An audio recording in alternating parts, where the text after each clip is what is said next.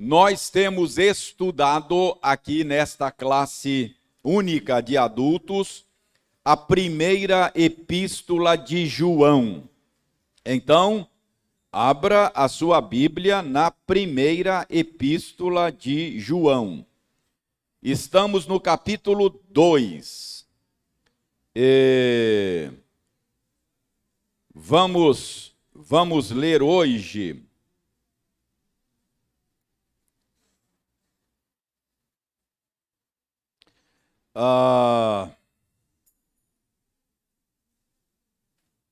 vamos ler até o verso 23.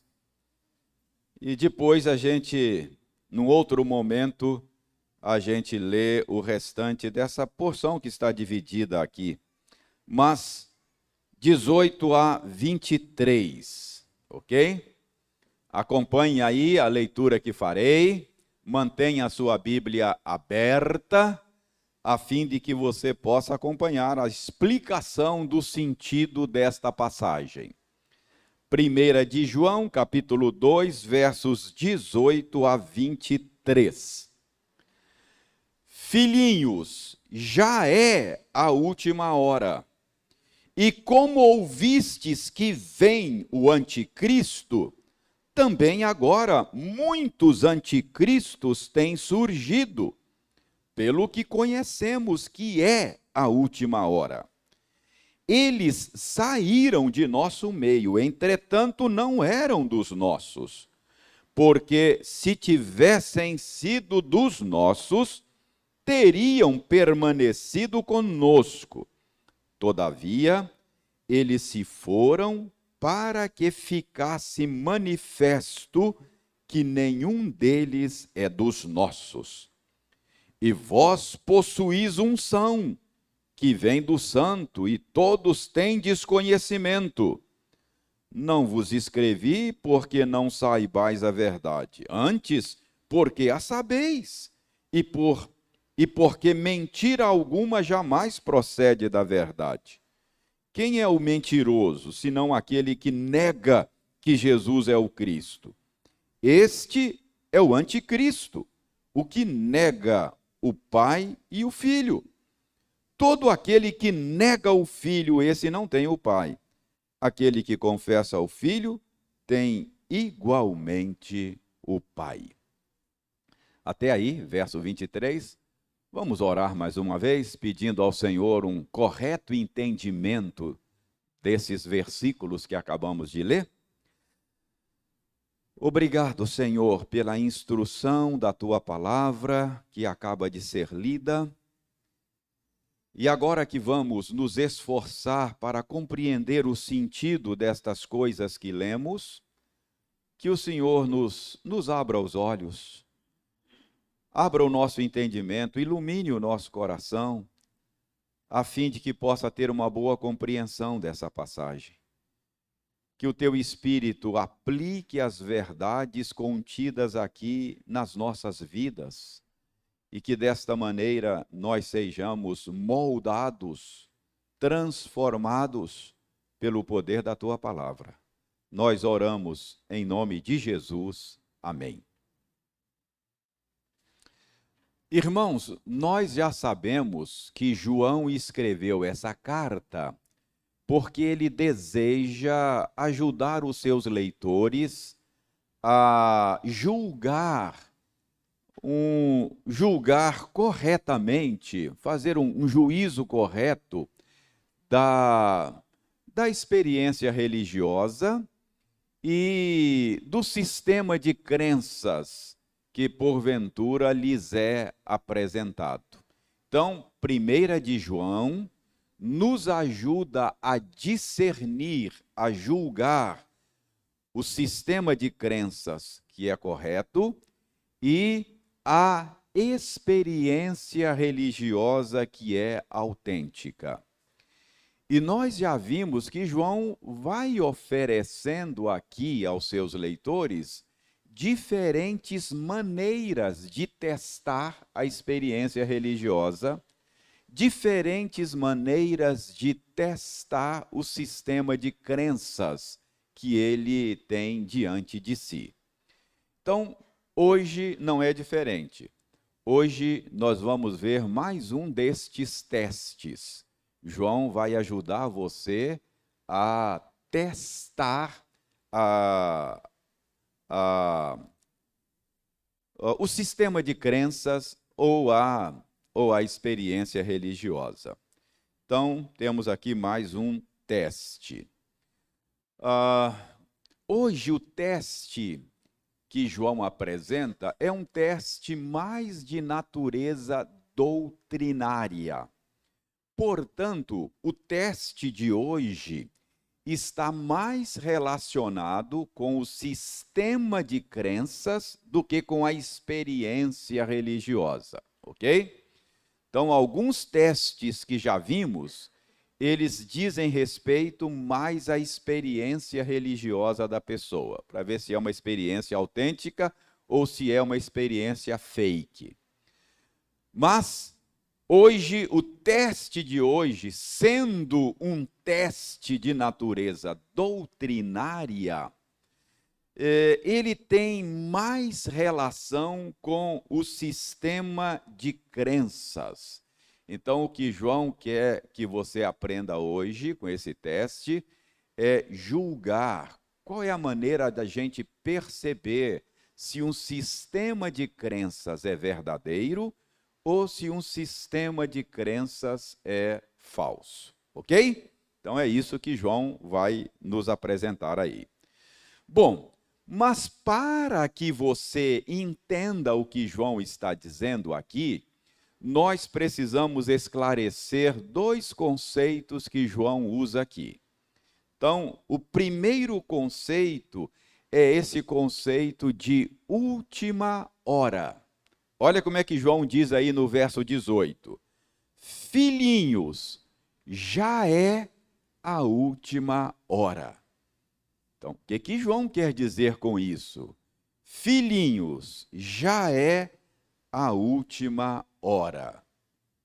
O que é última hora? O que significa última hora? Irmãos, esse é um conceito importante no Novo Testamento, na Bíblia em geral. Primeiro, observe aí que quando João escreveu esta epístola, já era a última hora. Ele está dizendo, filhinhos, já é a última hora. Então, a última hora para João era alguma coisa presente, não era uma coisa futura. Não é? Para João, já era, quando ele escreveu, a última hora.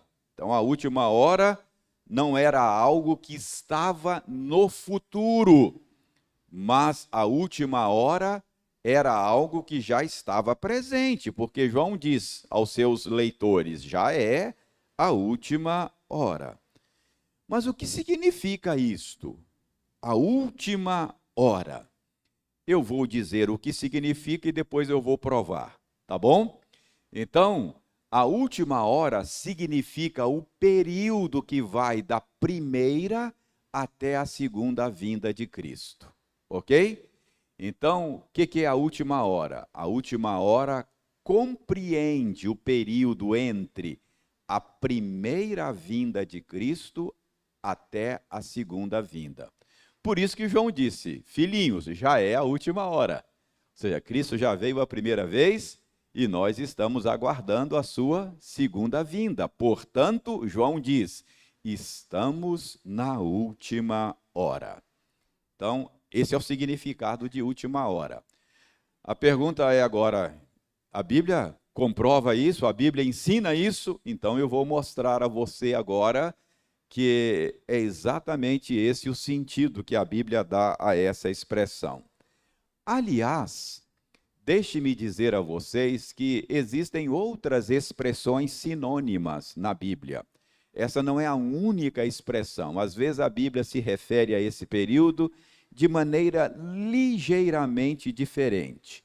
Então, vamos ver algumas dessas expressões. Abra sua Bíblia na primeira epístola de Paulo a Timóteo.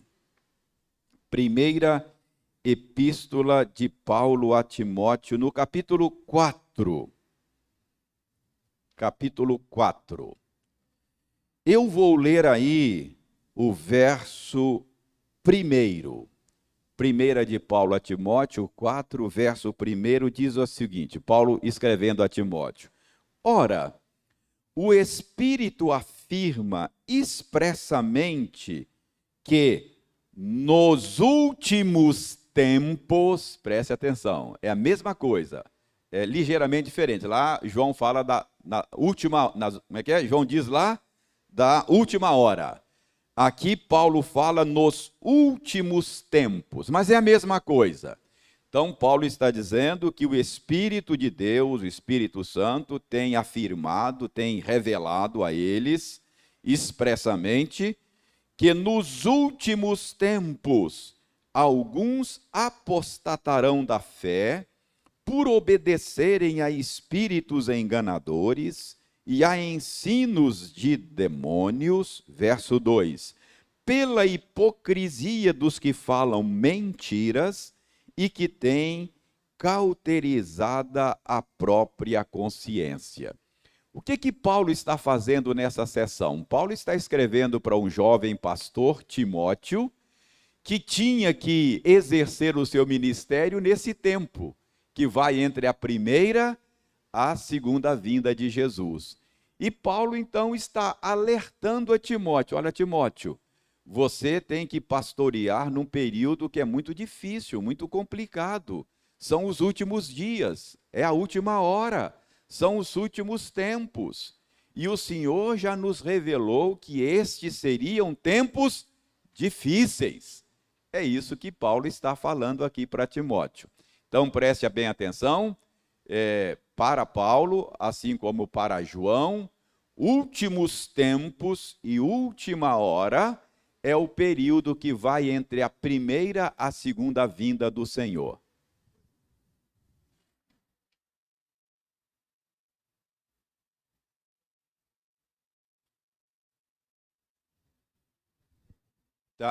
Não sei se é de alguém que está aqui, a Junta Diaconal está dizendo que tem um Corsa preto aqui na Guido Marlieri, se for de alguém que está aqui, que está com o vidro aberto, ok? Aqui na Guido Marlieri. Não está chovendo ainda, mas pode chover. Oi?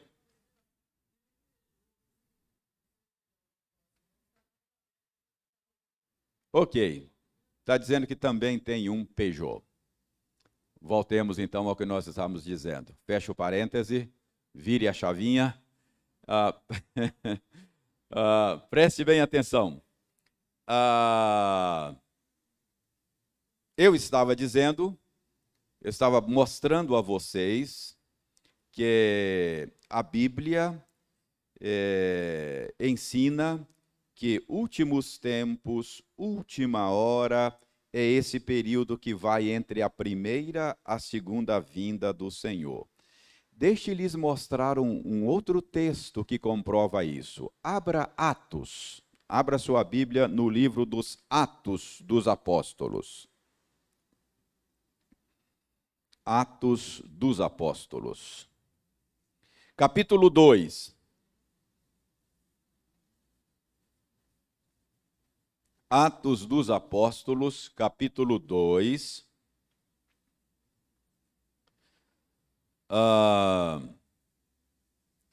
A partir do verso 15, o que nós temos aqui é aquela narrativa da descida do Espírito Santo no dia de Pentecostes.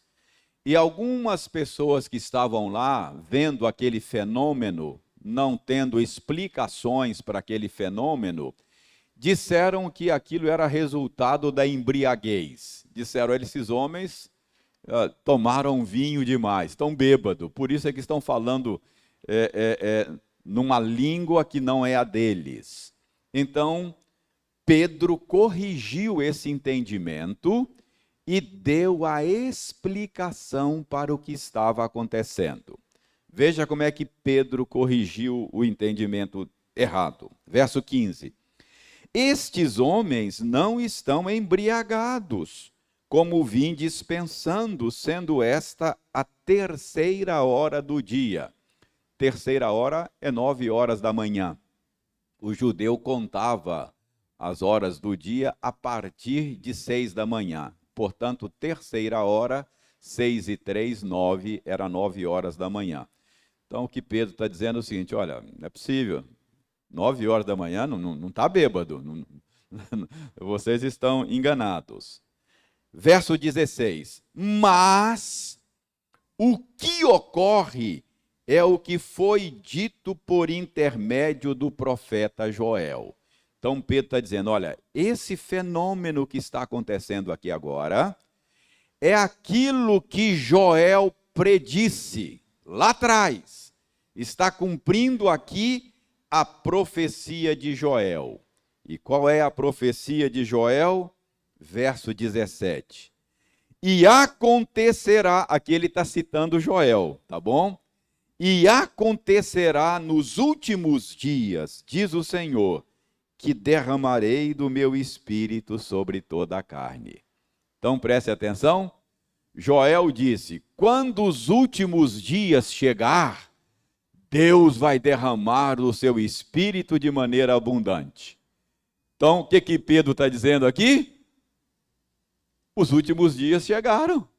Olha aí o que Joel falou que ia acontecer nos últimos dias, está acontecendo. Entende o raciocínio? Então, essa passagem de Atos capítulo 2 nos leva à conclusão de que quando o Espírito Santo foi enviado no dia de Pentecostes, já estava acontecendo os últimos dias. Está claro para você isso? Então, o que são os últimos dias?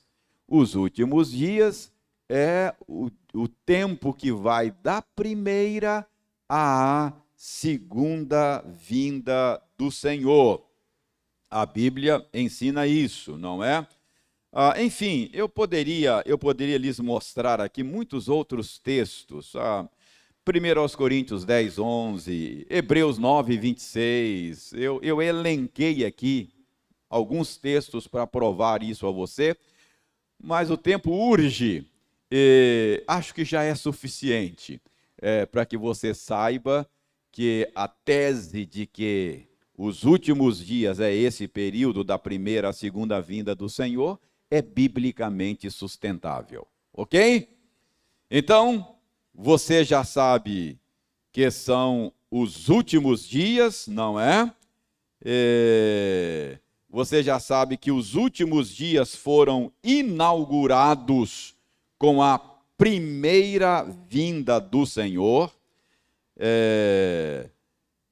e eles serão consumados na segunda vinda do Senhor. Aqui você precisa ser esclarecido. A Bíblia às vezes fala do último dia no singular. É diferente, tá bom? Então, o último dia, às vezes nem fala, só fala o dia, que é, não é? Ou então fala o dia de Cristo. Paulo diz assim, eu estou certo de que aquele que começou a boa obra em vós, há de completá-la até o dia de Cristo, singular. Então aí é o dia, é o último dia, o dia da vinda do Senhor, que nós não sabemos quando será, só sabemos que virá. Então é diferente. Os últimos dias é um longo período, que vai da primeira à segunda vinda do Senhor. Então, a primeira vinda inaugurou, não é? Inaugurou aquilo que João chama de última hora. Ok? Então, voltemos aí. Filhinhos, já é a última hora. E como ouvistes que vem o anticristo? Mais uma pausa aqui para entender outro conceito. Você já entendeu o primeiro conceito, que é última hora. Mas aí tem um outro conceito, que é anticristo. Então, João está dizendo, filhinhos, já é a última hora, e vocês já ouviram que o anticristo vem. não é? O anticristo vem. O que é anticristo? O que significa esse conceito, não é? Anticristo. Irmãos, aqui a gente precisa esclarecer, talvez a etimologia aqui nos ajude um pouco. Porque quando nós falamos de anticristo, normalmente nós pensamos em alguém que é contra Cristo. O prefixo anti para nós significa quase que somente contrário a, contra, não é? Eu sou anti qualquer coisa é contra, não é? Você está tendo uma atitude antidemocrática. Assim, isso é muito comum hoje, né? Antidemocrática é aquilo que é contrário à democracia. Ok. Mas a gente precisa saber que, embora isso esteja correto, o prefixo traz em si esta conotação de oposição, que se opõe a Cristo. É preciso a gente deixar claro também que o prefixo grego anti, ele é entendido também como significando em lugar de, ao invés de, não é? Então, o termo anticristo traz também a ideia de um Cristo, alguém que se coloca no lugar de. Seria um Cristo substituto, um Cristo alternativo, alguém que se coloca no lugar de Cristo, um Cristo falso, um Cristo fake, um enganador. Então, traz essa ideia também. Não apenas contrário, mas também como um que pretende ser um substituto. Não é difícil você perceber isso nas palavras de João aí. Dê uma olhada aí no nosso texto que estamos analisando, não é? Vejam o verso 21 do nosso texto. João fala assim, ó: não vos escrevi porque não saibais a verdade. Pelo contrário, eu escrevi a vocês porque vocês sabem, e porque a mentira jamais procede da verdade. Quem é o mentiroso, senão aquele que nega que Jesus é o Cristo? Esse é o anticristo, o que nega o Pai e o Filho. Então fica claro por essas palavras que João está querendo prevenir os seus leitores do engano de alguém que é mentiroso, não é? E ele chama de anticristo. Alguém que se coloca no lugar de Cristo e, ao fazê-lo, acaba negando o Cristo verdadeiro. Então, não é difícil a gente perceber aqui que João está falando de um falso Cristo, de um Cristo fake, de um Cristo, de alguém que se coloca no lugar dele. E notem aqui que, ao se colocar no lugar dele, ele está negando o verdadeiro Cristo. É o que João diz aqui. Ele nega que Jesus é o Cristo. Ou seja, a esperança de redenção não está em Jesus, mas em uma outra alternativa, ou quem sabe até não está somente em Jesus. Então a ideia aqui, João está combatendo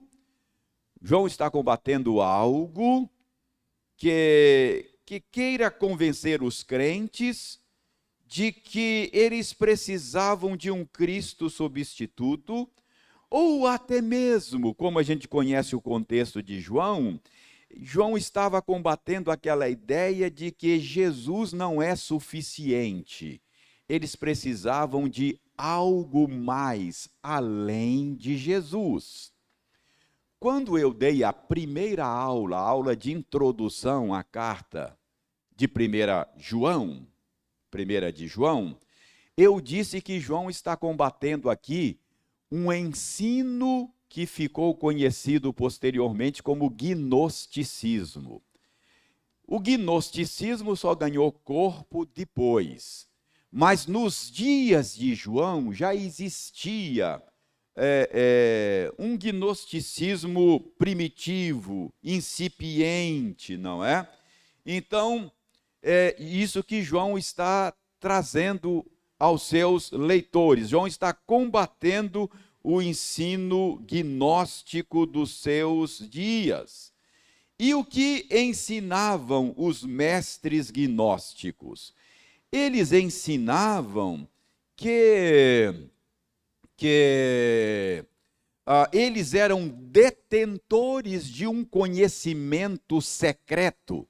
Gnosticismo vem do verbo gnosko. Gnosko no grego é eu conheço, é o verbo conhecer. Então, é por isso que esse sistema de pensamento que surgiu na igreja do primeiro século ganhou depois o nome de gnosticismo. Os falsos mestres diziam mais ou menos o seguinte: olha, você já tem Jesus, mas ainda você precisa de mais. Você precisa de um conhecimento, de uma verdade que ninguém tem. Só os iniciados no gnosticismo. Nem os apóstolos que andaram com Cristo têm. Então, para que você possa ser redimido, ser salvo, ter acesso à divindade, você precisa de ter acesso a esse conhecimento, e você não tem acesso a esse conhecimento senão por meio dos mestres gnósticos. Então, eles reivindicavam para si um conhecimento secreto que ninguém mais tinha. E desse modo, o que eles estavam fazendo? Negando a Cristo. Negando no sentido de dizer que Cristo não era suficiente. O problema aqui é a suficiência de Cristo. É uma negação muito sutil. E quem eram esses mestres gnósticos? Eram mestres que saíram de dentro da igreja, se deixaram levar pelo gnosticismo, ficaram fascinados com essa novidade que estava na praça e abraçaram essas ideias e começaram a ensinar essas ideias. Então eram mestres que haviam saído da igreja e ficavam tentando seduzir os crentes, ficavam assediando os crentes com essas coisas. Olhe aí o que João diz no verso 19. Olha aí, verso 19, se referindo a esses mestres. Eles saíram de nosso meio, entretanto, não eram dos nossos, porque se tivessem sido dos nossos, teriam permanecido conosco. Todavia, eles se foram, para que ficasse manifesto que nenhum deles é dos nossos. Então, esses falsos mestres eram ex-líderes cristãos, mestres cristãos que abraçaram novidades. Isso acontece muito, não é? Ao longo da história. Até hoje você vai encontrar aí mestres que foram usados na Igreja de Cristo, foram respeitados e ensinaram a verdade do Evangelho, mas que de repente foram atraídos por alguma coisa diferente do Evangelho e e acabaram apostatando da verdadeira fé evangélica. E estão aí na praça, estão na internet, estão ensinando, estão seduzindo os crentes. Saíram do nosso meio porque não eram dos nossos, não é? Outro dia, por exemplo, eu vi um vídeo de um ex-pastor presbiteriano que no passado foi respeitado, e escritor de livros, e que falava com todas as letras da beleza da relação homoafetiva. Citava a relação de uma neta sua, uma relação lésbica, e ele falando a beleza desse tipo de amor. Saíram do nosso meio porque não eram dos nossos. Entendeu? Então, era esse tipo de coisa que João estava combatendo nos seus dias, alertando os crentes, ajudando os crentes a julgar o sistema de fé, o sistema de crenças. Qual é o sistema de crenças? Será que esse sistema de crenças dos mestres gnósticos, ele é um sistema de crença aceitável? João está querendo que os seus leitores entendam que há um problema com esse sistema de crenças. Qual é o problema? Nega a suficiência de Cristo.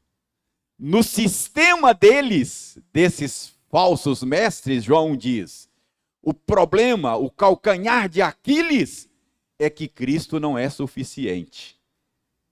Cristo não é suficiente. Então, todo sistema de crença para o qual Cristo não é suficiente, tem um problema. Porque para o sistema bíblico, Cristo é suficiente. Tudo é Cristo. Quem tem Cristo tem tudo e não precisa de mais nada. Então é isso que João está ensinando os seus leitores. Como é que você julga um sistema de crenças? Veja se Cristo é suficiente. Se Cristo não for suficiente, tem problema. Então é isso que está negando a Cristo. Está negando a Cristo. Dizer que Cristo não é suficiente é negar a Cristo. Portanto, esse sistema de crenças não é aceitável. Então é isso que João está dizendo aqui. Então João diz, olha, vocês já ouviram que vem o anticristo. É isso que João está dizendo. Então, os leitores de João, os primeiros leitores, não nós, que nós também somos leitores dele, mas os primeiros leitores de João já tinham ouvido falar que um anticristo viria. Onde é que eles ouviram falar? Olha, possivelmente eles tinham informações daquele sermão de Jesus, sermão profético que Jesus pregou, prevendo a destruição do templo, não é? No ano 70 da nossa era. O templo foi destruído no ano 70. Jesus falou isso antes, não é? Prevendo a destruição do templo. E lá naquela época Jesus disse que, cuidado, ainda não é o fim. Haverá falsos cristos, não é? Falsos mestres. Cuidado para que ninguém engane vocês. Então, Jesus já tinha previsto que viria um anticristo, um Cristo falso. E Paulo também, que escreveu antes de João, falou que o fim não viria, escrevendo aos Tessalonicenses, Paulo falou, o fim não virá sem que seja revelado o homem da iniquidade. E Paulo falou de um homem da iniquidade. Parece que um anticristo, de um anticristo pessoal. Paulo chega a dizer que esse anticristo, esse homem da iniquidade, que é a mesma coisa, haveria de realizar milagres, sinais da mentira. Olha só. Então, João está dizendo, Vocês já ouviram aí, Jesus falou, Paulo falou, vocês já ouviram que vem um anticristo. Mas deixa eu dizer para vocês uma coisa, isso que João está dizendo aqui. Muitos anticristos já estão surgindo. Ou seja, vocês sabem que virá um anticristo, mas saibam também que existem antecipações do anticristo. Então, embora haverá um anticristo final, existem antecipações, não é? Antecipações. E qual é a marca do anticristo? Qual é a marca do anticristo? É negar a Cristo, é a mentira, é o engano, é o engodo. Então, João está dizendo, preste atenção nesses falsos mestres gnósticos. Isso aí é uma antecipação do anticristo. Cuidado, cuidado. Entendeu o que João está dizendo aqui? Então, olhem aí, vai começar a fazer sentido para você o que João está dizendo. Olha, filhinhos, já é a última hora. E como ouvistes que vem o anticristo, vocês sabem que vem, saibam que muitos anticristos têm surgido, saibam que há antecipações dele. Por quê? Porque nós sabemos que esta seria uma marca da última hora. E a última hora chegou, os últimos dias chegaram. E uma das características dos últimos dias é o engano, é a mentira, é a apostasia. Então, eles saíram do nosso meio, apostataram, abandonaram a verdadeira fé, mas eles não eram dos nossos. Então, cuidado. Agora vejam bem, vejam bem. Qual é o problema deles? Eu já lhes antecipei. O problema é que eles negam a suficiência de Cristo. Então, ao dizer que os crentes precisavam de algo mais, eles estavam negando a Cristo por negar a suficiência de Cristo. Irmãos, isso é muito importante. Preste bem atenção. Qual é a marca de um sistema de crenças problemático?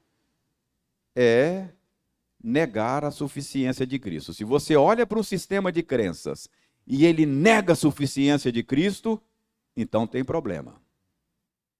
Veja bem. Não, você precisa de Cristo. Você não pode viver sem Cristo. Mas, você precisa de Maria também.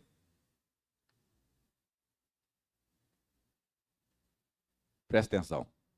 Então, Cristo não é suficiente. Percebe?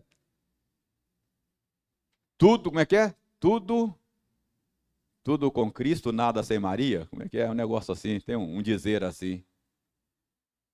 Qual é o problema com esse sistema? Negar a suficiência de Cristo. Cristo não é suficiente.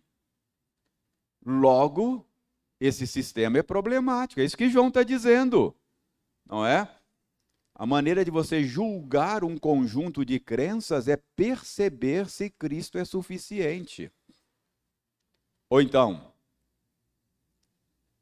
você já tem Cristo, ok, isso é bom. Você não pode ficar sem Cristo. Mas você precisa de uma experiência de crise. Você precisa receber um batismo com o Espírito Santo. Sem essa experiência de crise, você é um crente classe B, é um cristão classe B. Não, você tem que ser um cristão assim de outro patamar. Você tem que ser batizado com o Espírito Santo. O que está sendo negado aí? A suficiência de Cristo. Cristo não é suficiente. Você tem Cristo, mas você precisa de uma experiência de crise. Percebe?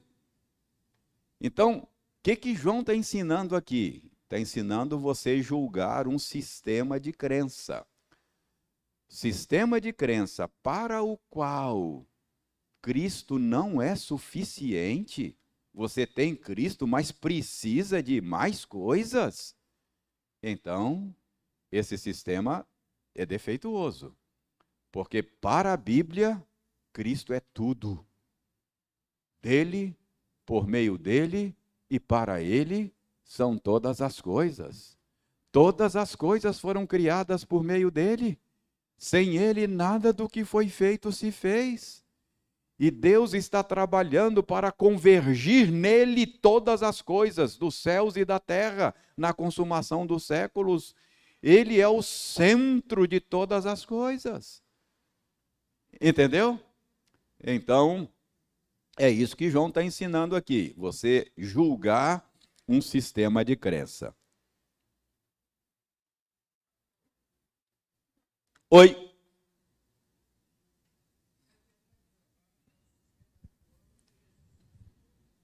Espera aí, deixa eu colocar os óculos aqui para eu te ver. Darcy, fala Darcy.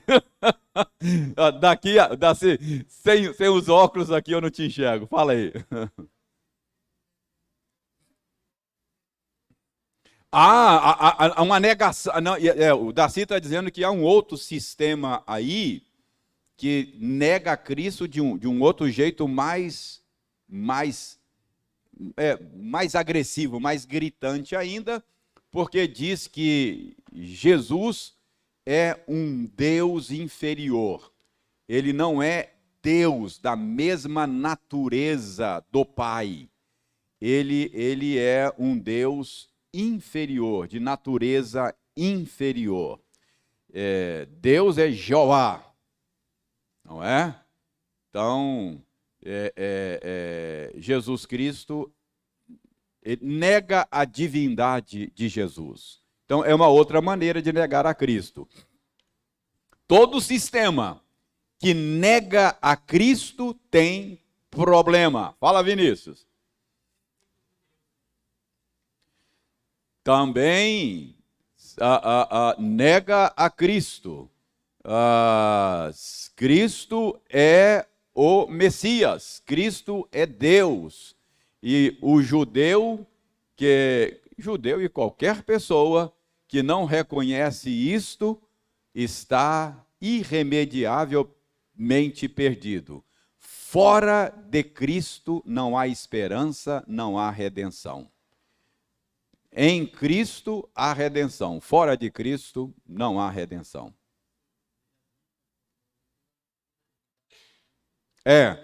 O Erasmo está lembrando aqui que o escritor de Hebreus diz que nele, em Jesus, habita toda a plenitude da divindade, não é? Colossenses fala isso também.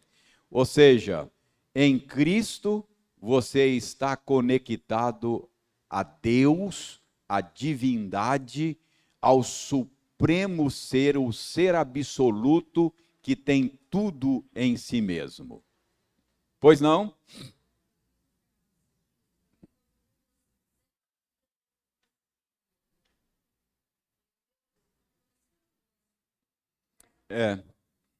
A gente pode até dizer que Deus usou Maria para gerar a natureza humana de Jesus. Ele assumiu uma natureza humana, mas ele é um ser eterno que sempre existiu com a sua natureza divina. A natureza divina de Jesus é uma natureza incriada, ela não foi criada. Ele sempre existiu por toda a eternidade com a sua natureza divina. O que Deus fez é usar Maria para gerar uma natureza humana. Então ele tomou para si uma natureza humana. Ele sempre existiu, antes que qualquer coisa existisse, não com a sua natureza humana, mas a sua natureza divina é a base do seu ser. É. Então, é verdade que ela foi o instrumento de Deus para que Jesus tivesse uma natureza humana. Ele tem uma natureza humana e tomou para si essa natureza humana para sempre. Jesus hoje continua sendo um ser humano como nós. E ele é um ser divino como o Pai. É por isso que ele é o único capaz de fazer a intermediação entre Deus e nós. Porque ele tem a mesma natureza de Deus, então ele é um com Deus, e ele tem a mesma natureza nossa, ele é um conosco. Então, no ser de Jesus, o humano e o divino se conectam. Fora de Jesus, você está offline em relação a Deus, não está conectado. Você só se conecta a Deus por meio de Jesus. Eu sou o caminho, a verdade e a vida. Jesus falou: ninguém vem ao Pai a não ser por mim. Fora de Jesus, você está desconectado da fonte da vida, que é Deus. Fora de Jesus, você é um galho morto que vai secar e vai ser queimado. Ele falou: eu sou a videira verdadeira, meu pai é o agricultor. Todo ramo que tiver conectado a mim, esse recebe seiva, recebe vida e produz fruto. Agora, sem esta conexão a mim, esse ramo só serve, não frutifica. Ele só serve para ser queimado, só para lenha. Entendeu? Então, fora de Jesus, você vira lenha, vai virar carvão. Essa é a ideia. Só conectado a ele. E é por causa dessa dupla natureza dele, não é? Então, ele é um com o Pai e um conosco. Nele, nós somos conectados. Nele, céu e terra se encontram. Eternidade e tempo se conectam. Divino e humano se juntam. É na pessoa dele. Ele é tudo. Ele é tudo. Fala, Juimar.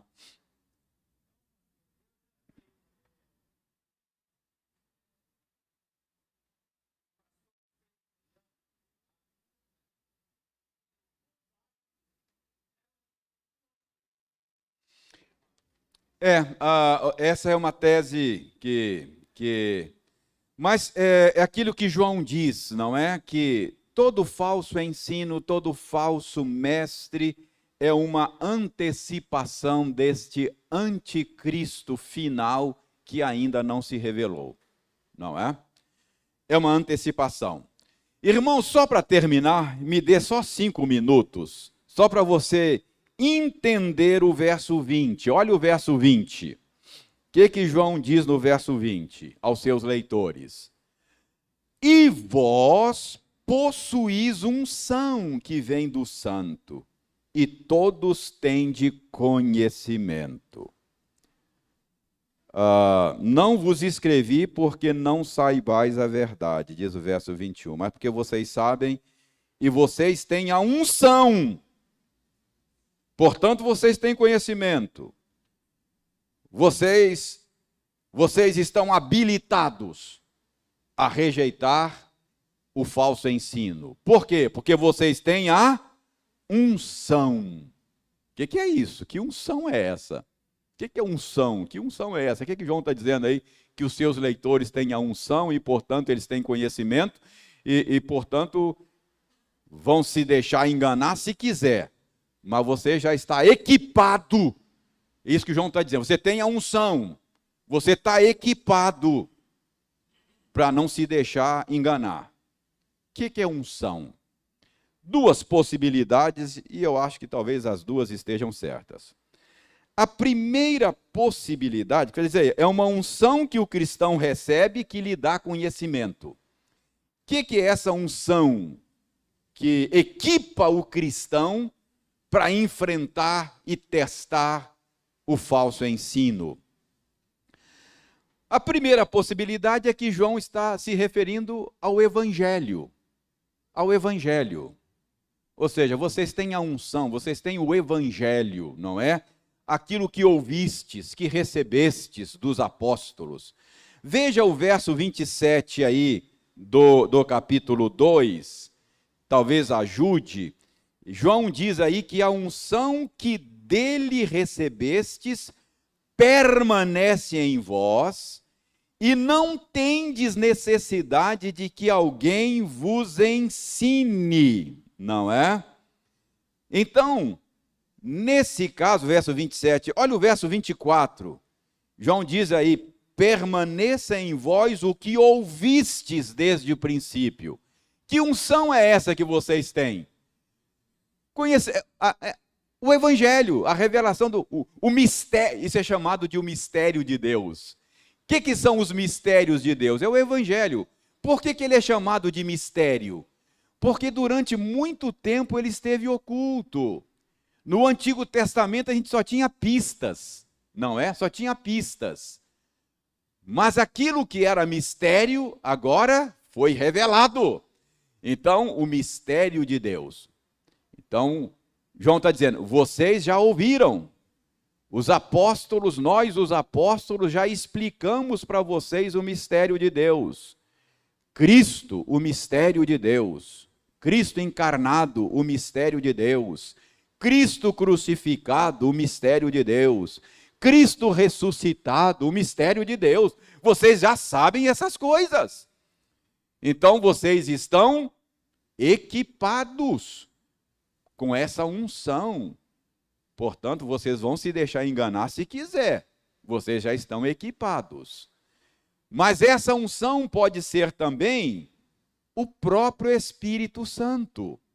Porque no Antigo Testamento, a unção com óleo era um ritual que apontava para a obra do Espírito Santo. Quando alguém era ungido, o sacerdote, o rei, com óleo, né? Lembra lá da unção de Arão, não é?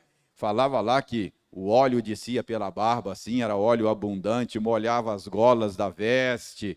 Então, aquilo lá era uma cerimônia que apontava para a obra do Espírito Santo. Então, unção aqui pode ser também a concessão do Espírito Santo, até porque ele é o Espírito da verdade. Jesus Cristo disse que quando ele viesse, ele nos guiaria a toda a verdade. Então preste atenção, o que João está dizendo aqui?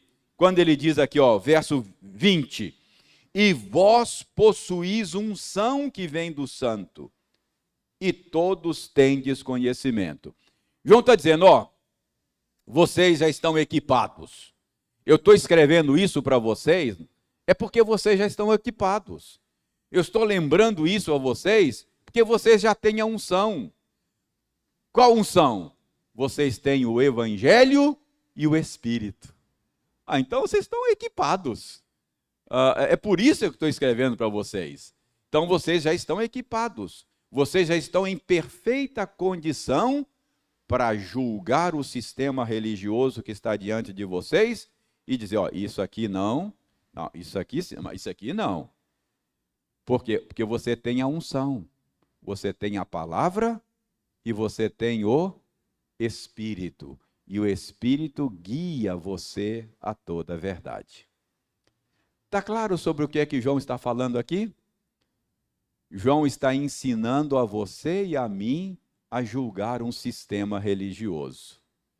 João está dizendo que você e eu, que temos o Evangelho e temos o Espírito, temos a unção e já estamos equipados para fazer esse julgamento. E qual é o critério? Qual é o critério? Suficiência de Cristo. Qualquer sistema religioso que negue a Jesus, que negue a suficiência dele, de qualquer maneira, chuta que é laço. Rejeita porque é fake. Entendeu? Qualquer sistema que não tenha Jesus como suficiente tem problema. Tem problema.